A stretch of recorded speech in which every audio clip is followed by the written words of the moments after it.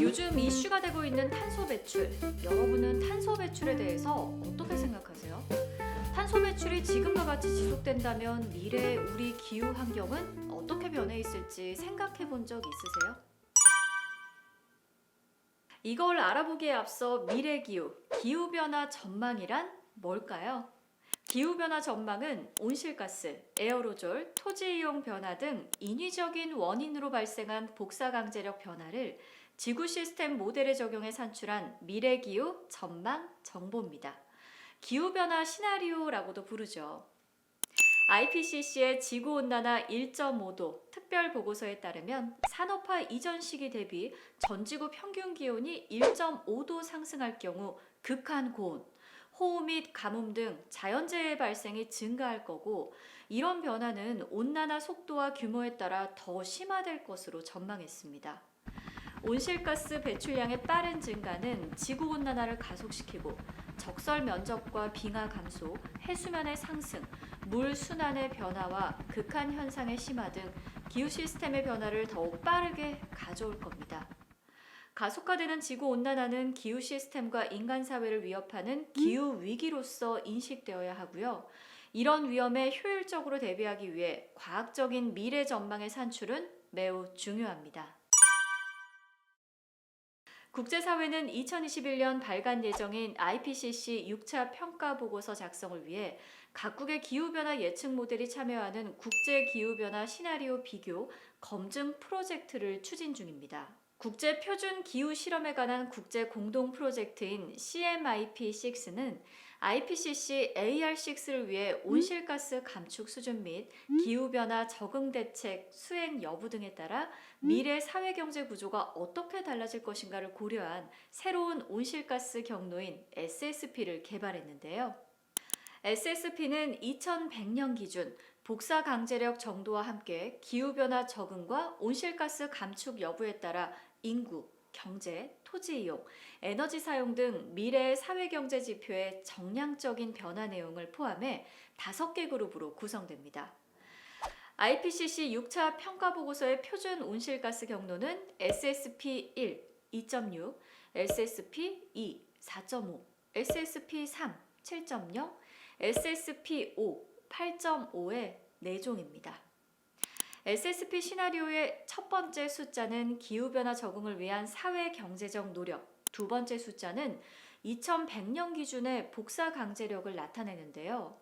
SSP1과 SSP5는 사회가 발전되면서 온실가스 감축을 잘하거나 못한 경우, SSP3과 SSP4는 사회 발전이 더디나 온실가스 감축을 잘하거나 못한 경우, SSP2는 다른 사회 경제 경로의 중간 단계 정도의 발전 및 감축을 이룬 경우입니다.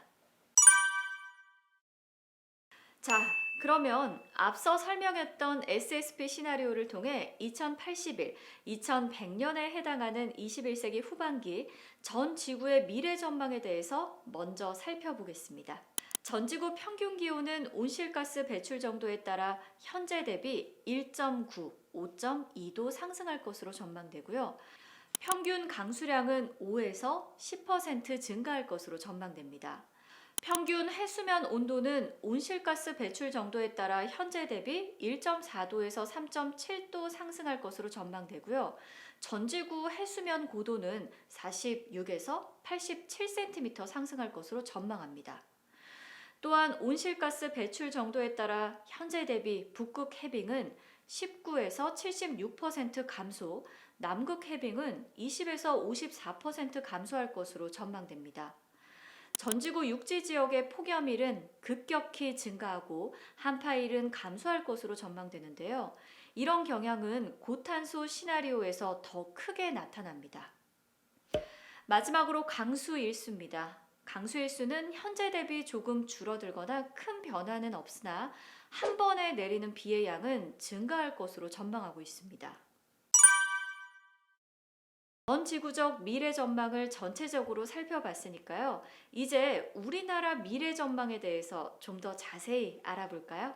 21세기 후반기 우리나라 연평균 기온은 온실가스 배출 정도에 따라 현재 대비 2.3도에서 6.3도 상승할 것으로 전망됩니다.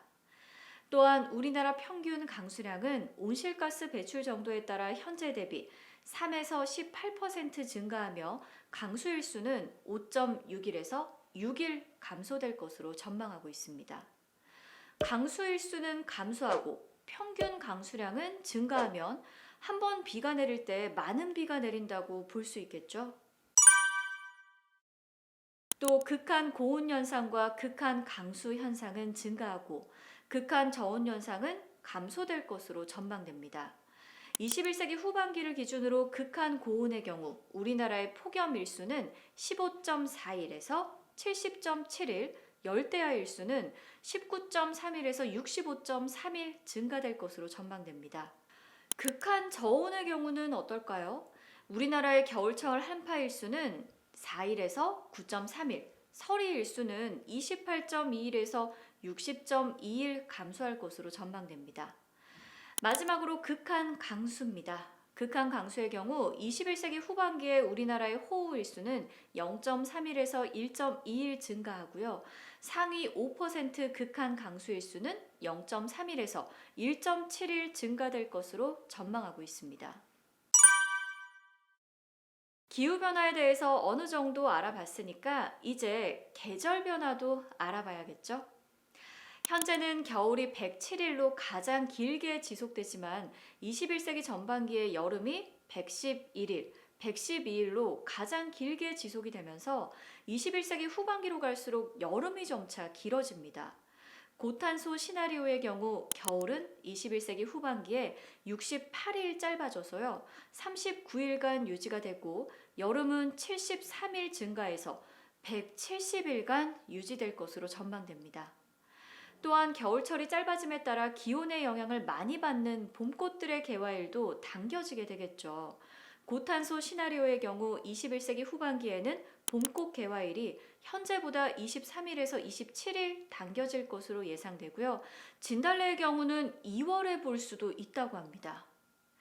이렇게 지금까지 기후변화 과학의 마지막 퍼즐인 기후변화 전망 시나리오에 대해 알아봤습니다. 여러분, 정말 아쉽게도 이번 영상이 시즌2의 마지막이거든요. 시즌2 1편에서 5편까지의 영상에서 기후변화의 주요 요소인 온실가스를 감시하고 온실가스 농도의 변화에 따른 미래의 기후를 예측하며 기후변화가 사회 시스템에 미치는 영향에 대한 분석까지 기후변화 과학이 의미하는 뜻과 내용에 대해서 알아보는 시간으로 구성을 해봤는데요. 어떠셨어요? 여러분들의 기후 센스를 기르는데 좀 도움이 되셨나요? 기후변화는 현재를 살고 있는 우리와 미래를 살아가야 할 아이들을 위해서 반드시 극복하고 해결해야 될 문제입니다. 여러분들이 이번 시즌2를 통해 갖춘 기후 센스로 탄소 중립을 향한 기나긴 여정에 적극적으로 동참하시는 건 어떨까요? 지금까지 이세라였습니다. 여러분 함께 해주셔서 고맙습니다.